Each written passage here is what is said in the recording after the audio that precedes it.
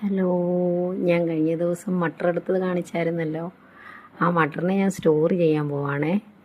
അതിലെ ഒരു പാത്രത്തിലോട്ട് വെള്ളം ചൂടാക്കാൻ വെക്കണം. ചൂടാക്കാൻ വെച്ചിട്ട് 1 സ്പൂൺ പഞ്ചസാരയും 1 സ്പൂൺ ഉപ്പും കൂടി ഇട്ടിട്ട് നല്ലവണ്ണം തിളപ്പിക്കണം.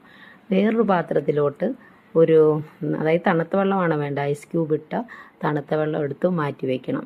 ഈ കറക്റ്റ് ഒരു നോർത്ത് ഇന്ത്യക്കാർ ചെയ്യുന്നതാണ്, ഞാനത് കണ്ട് ചെയ്ത് നോക്കുവാണ്. അത് കഴിഞ്ഞതിന് ശേഷം ഈ തണുത്ത വെള്ളം, അതായത് തണുത്ത വെള്ളം അവിടെ വയ്ക്കുക.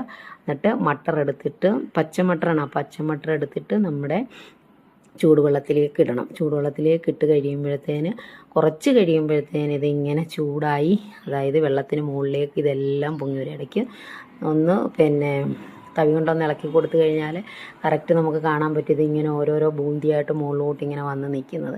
ഈ മുകളിലോട്ട് ഇങ്ങനെ വന്ന് നിന്ന് അത് കഴിഞ്ഞതിന് ശേഷം വേറൊരു പാത്രവും നമ്മൾ റെഡിയാക്കണം.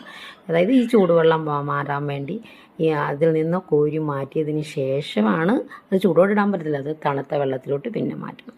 തണുത്ത വെള്ളത്തിലോട്ട് മാറ്റിയതിന് ശേഷം ഒരു പേപ്പർ എടുത്ത് വെച്ച് വിരിച്ചിട്ടിട്ട് 1 ദിവസത്തോളം വെച്ചിട്ട് അത് തണുത്ത കാറ്റോട് കൂടി തണുത്ത ഇതിൽ നോർമൽ ടെമ്പറേച്ചറിൽ വെച്ചതിന് ശേഷം ഒരു എയർ ടൈറ്റ് ആയിട്ടുള്ള പോളിത്തീനകത്ത് എടുത്ത് വെച്ചിട്ട് നമ്മൾ ഫ്രീസറിൽ സൂക്ഷിക്കണം.